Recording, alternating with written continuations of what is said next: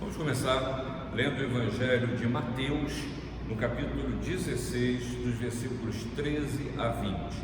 Diz a palavra do Senhor: Indo Jesus para as bandas da Cesareia de Filipe, perguntou aos seus discípulos: Quem diz o povo ser o Filho do Homem?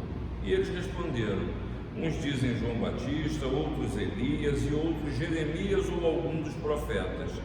Mas vós, confirmou ele, quem dizeis que eu sou?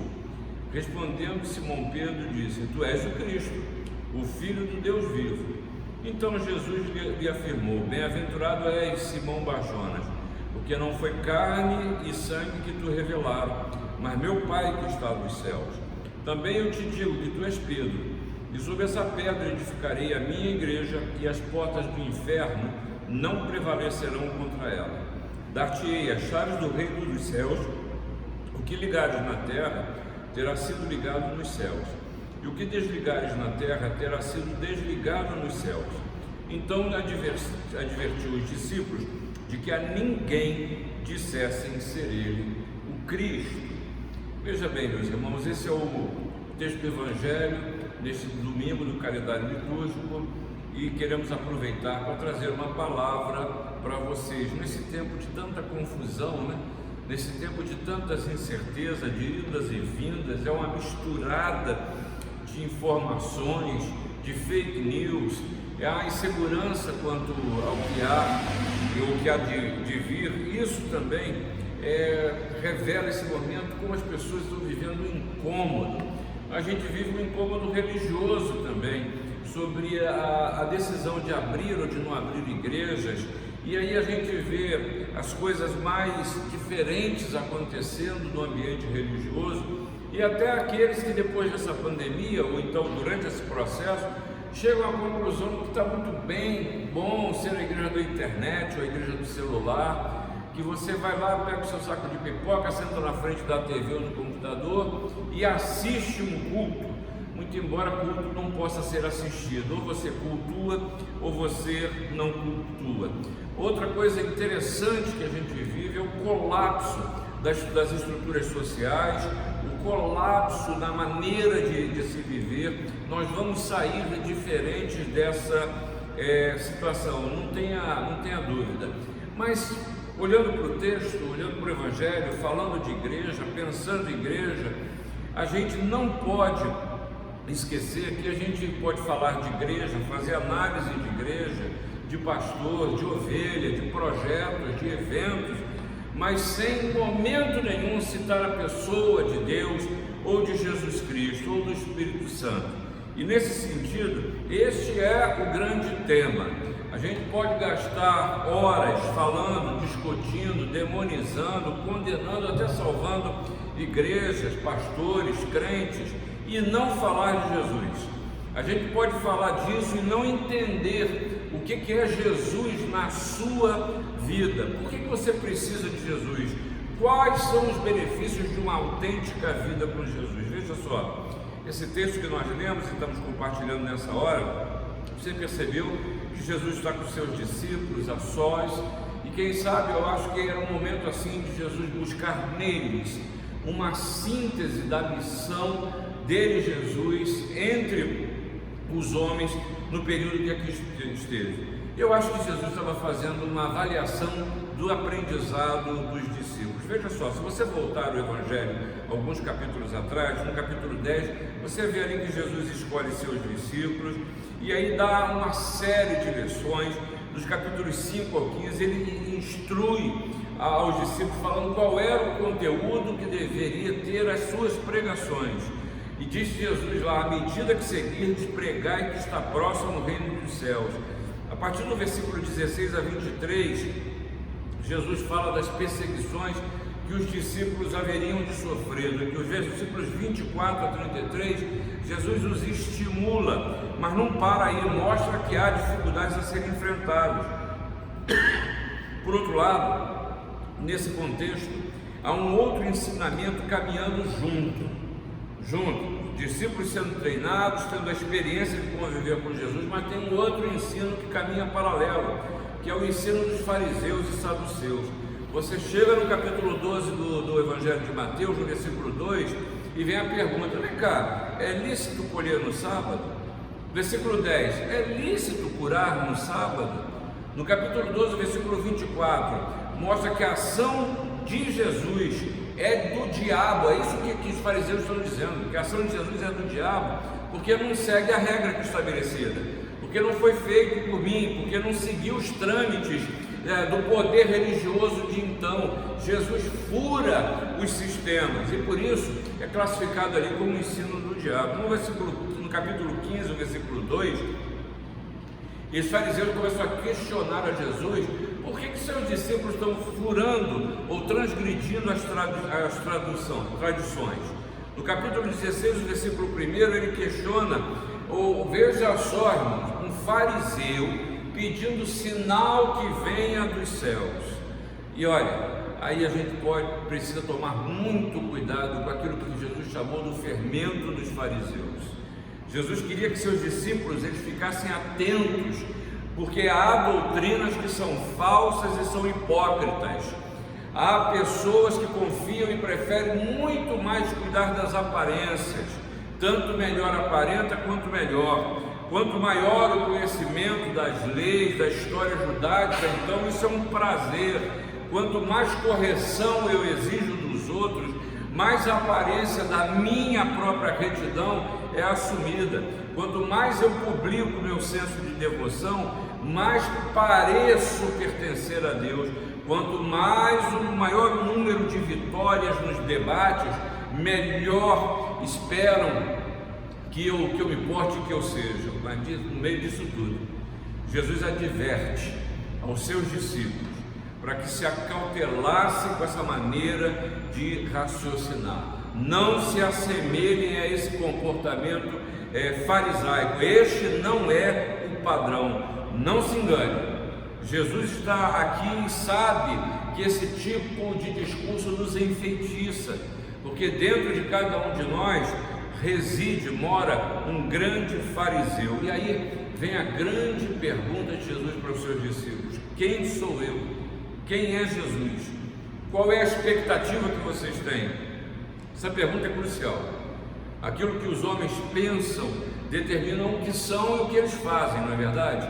O que nós pensamos de Jesus, de Cristo, é a força que nos move, e mais do que isso, é o que nos influencia na vida e nos pensamentos. Irmãos, Jesus, como que pergunta a seus discípulos: vocês estão atentos ao que o povo, as autoridades ou os próprios inimigos falam de mim? E aí Jesus busca arrancar deles esta resposta. Isso é muito sério. Jesus percebeu que o discurso farisaico encanta, enfeitiça, engana, entorpece as mentes e os corações. Por isso que Jesus chega aqui e ele está uma vez mais com essas perguntas aparentemente retóricas, está ensinando aos seus discípulos e querendo perceber qual é a expectativa que eles têm. E a primeira coisa que Jesus nos traz aqui dessa pergunta é: quem é Jesus?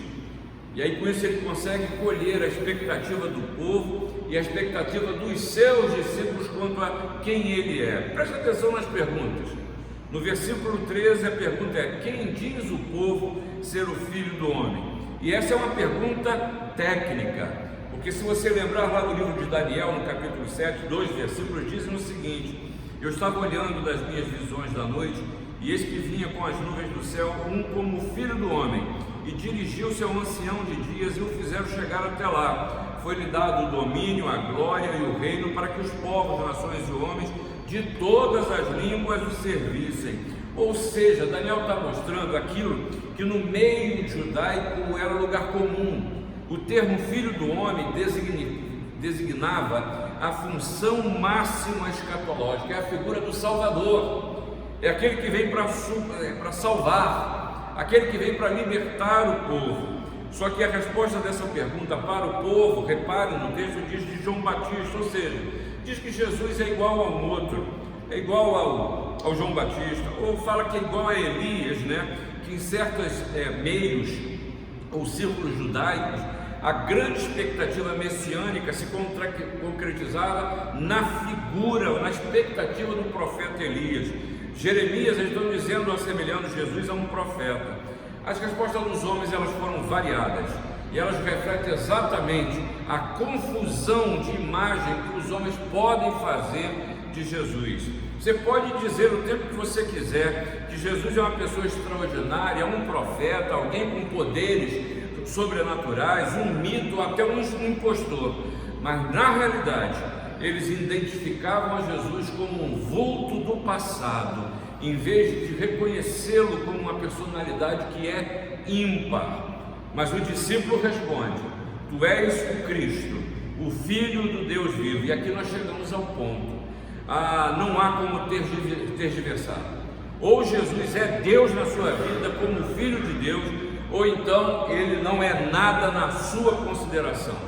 E veja como isso é grave, que Satanás, ao tentar Jesus no deserto, questionou exatamente assim: se tu és o Filho de Deus, se tu és o Filho de Deus, está questionando a divindade e o poder de Jesus. E nesse sentido, irmãos, o poder religioso e temporal também não reconheceu a Jesus como Filho de Deus. Jesus, quando estava diante do sumo sacerdote, você encontra isso em Mateus 26, 63, a pergunta do sumo sacerdote para ele: vem cá, nos diz aí, você é o Cristo, Filho de Deus? E essa é a questão. E depois diz: olha, salva-te a você mesmo se você é o Filho de Deus. Mas quero dizer para vocês, meus irmãos, que os verdadeiros discípulos reconhecem o Filho de Deus depois que Jesus entra na vida. Assim foi que eles reconheceram depois de andar sobre o mar. Lembra dessa história? Mateus 14, versículo 33 diz: eis que estavam no barco a adorar, dizendo: verdadeiramente és Filho de Deus. Sabe por quê? Porque provaram, porque experimentaram, e a partir daí puderam professar a sua fé. Você, como discípulo de Jesus, precisa professar a sua fé e dizer quem é o Jesus Cristo na tua boca, porque Paulo nos ensinou dizendo que se com tua boca confessares Jesus como Salvador e em teu coração creres que Deus o ressuscitou dentre os mortos, serás salvo. A questão aqui é se nós cremos que Deus se revelou em Jesus ou não. Você, eu pergunto, quem é Jesus para você? Porque dizer que Ele é Filho de Deus é acreditar que a eternidade está presente na sua história, é acreditar que Deus é pessoal. Há apelos de Deus que são absolutamente pessoais, e nós somos seres, somos únicos. Deus se revela em Jesus a você, para você, precisa ser crido e vivido por você. Sua fé não pode ser a fé dos seus pais. A sua vida cristã não é cultura religiosa, é experimentada e vivida na concretude das suas relações, das suas lutas. Cuidado com o fermento fariseu, que exige muita sacralidade, mas rouba a sua energia verdadeiramente espiritual. A crise de significado que muitos enfrentam hoje é a exata consequência da perda da consciência que Jesus é Deus e veio até nós. Professe, meu irmão, professe, minha irmã, que Jesus é o Filho de Deus em sua vida. E é curioso que a simplicidade da declaração inicial de que os primeiros discípulos, na convivência com Jesus, tiveram uma experiência salvífica, isso é abençoador, porque o ensino de Jesus é revelado em face da expectativa dos seus discípulos.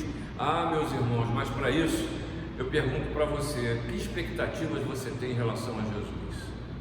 Porque se você vivenciá-las na presença dele, você perceberá que essas expectativas são supridas. Mas Jesus continua a caminhar e nos mostra também nesse texto a missão de Jesus, ou seja, a igreja. Somos Cristo, sobre Cristo a igreja é edificada.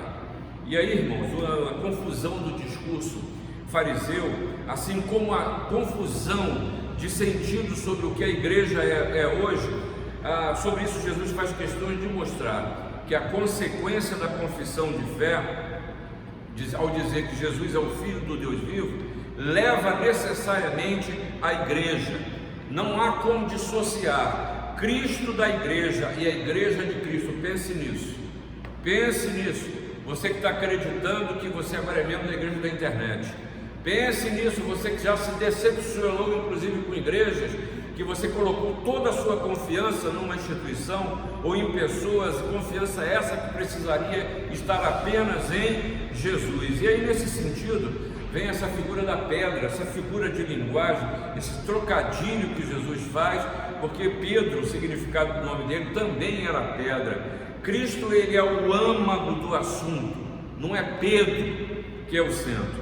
Pedro diz quem é, olha, o próprio Pedro diz quem é a verdadeira pedra. Você encontra na epístola dele, de 1 Pedro, falando: chegando-vos para ele a pedra que vive, rejeitada assim pelos homens, mas para com Deus, eleita e preciosa, também vós mesmos, como pedras que vivem, sois edificados, casa espiritual para ser de sacerdócio santo, a fim de oferecer sacrifícios espirituais agradáveis a Deus, por intermédio de Jesus Cristo.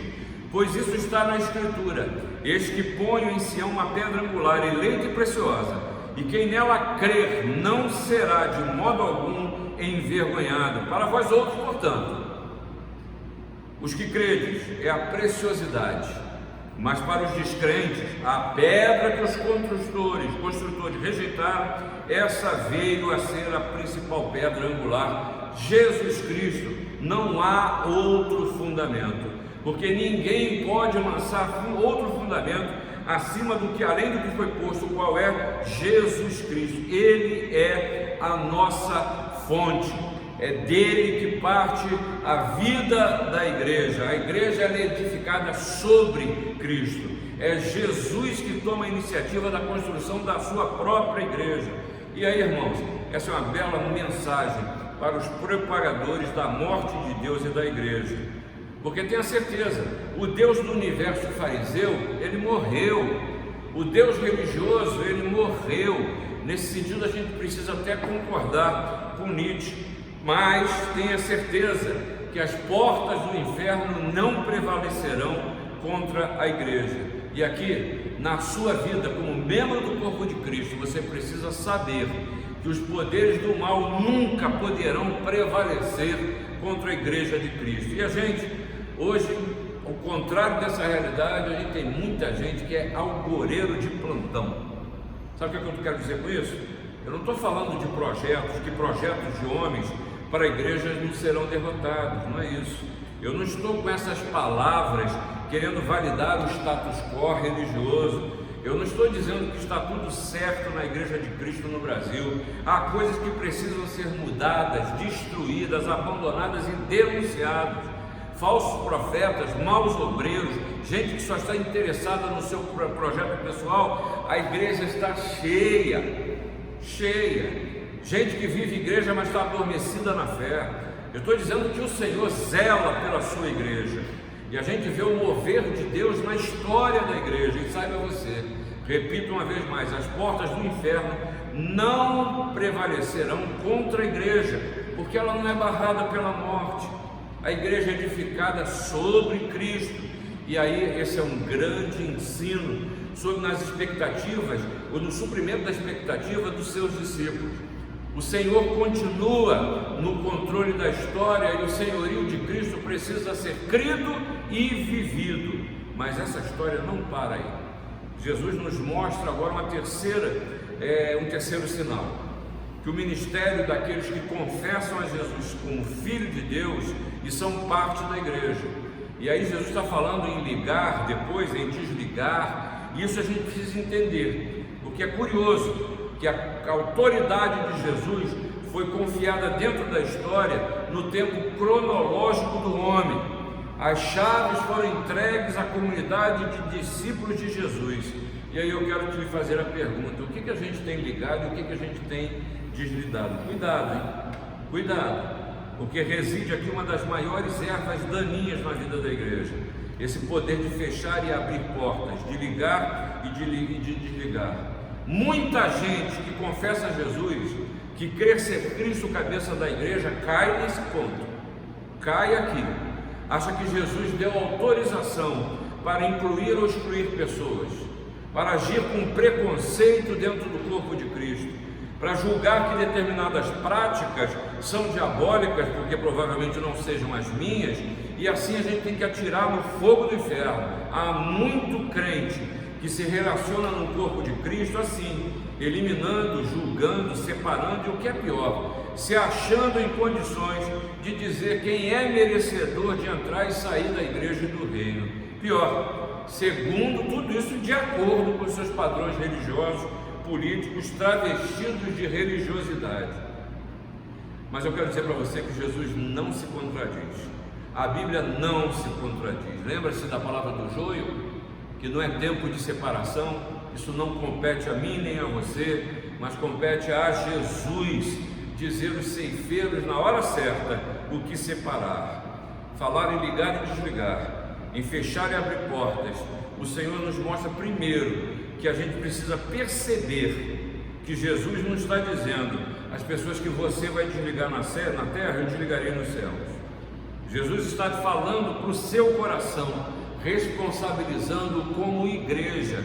Cuidado com a sua opinião sobre as pessoas, cuidado com as suas conclusões sobre as pessoas, cuidado com a forma que você enxerga as pessoas, porque há consequências eternas na forma como olho, como eu trato, como eu me relaciono com os semelhantes. Aquelas pessoas que aquilo que eu mato dentro de mim traz consequências eternas. Jesus repetiu isso inúmeras vezes ao falar de como tratamos aquele que é culpado. Precisa ser tratado com um perdão que vem de Deus, porque nós mesmos fomos perdoados. E aí eu não tenho como te chamar a atenção para que você se recorde da exterioridade produzida pelo movimento farisaico. Não se importa com a fome, com doença, com sofrimento. O legalismo, a forma, a dureza da palavra está acima de qualquer coisa. Jesus, ao contrário, te chama e me chama como discípulo dele a abrir a porta para a compaixão, para o perdão, para a graça. Não nos foi confiada a tarefa de nos distanciarmos desse fermento fariseu que é tentador para cada um de nós, mas a gente manter o evangelho imune à corrupção, às ideologias e aos perigos de manipulação. Eu quero concluir dizendo para você o seguinte: você é chamado agora a fazer como esses discípulos aqui. Quem é Jesus para você? Isso é uma profissão de fé que precisa ser feita. Jesus é o Filho de Deus em sua vida. A igreja ela é edificada sobre Cristo e é Jesus que toma a iniciativa da construção da sua igreja. Você faz parte do projeto de Jesus para a sua casa, para o corpo de Cristo. Porque se você vier fora do corpo de Cristo, isso é uma impossibilidade. Você, na verdade, se ver assim, você se confessa que está fora do reino de Deus. É momento da gente rever a maneira como a gente pensa e vive a Jesus Cristo pessoalmente na comunhão do santo. E aqui eu termino por dizer que Deus lhe deu um grande ministério, que é o ministério daqueles que confessam a Jesus como Filho de Deus e são parte da igreja. Eu quero perguntar para você: esse botão de ligar e desligar, de fechar e abrir porta, tem confirmado a fé que você professa? Ou você tem preferido lidar com todas as discriminações e preconceitos que a vida lhe ensinou de uma forma farisaica? Deixa esse negócio para o Senhor Jesus. E se você está fora, está longe, volta para o convívio do rebanho do Senhor. Que o Senhor a todos edifica. Que Deus o abençoe.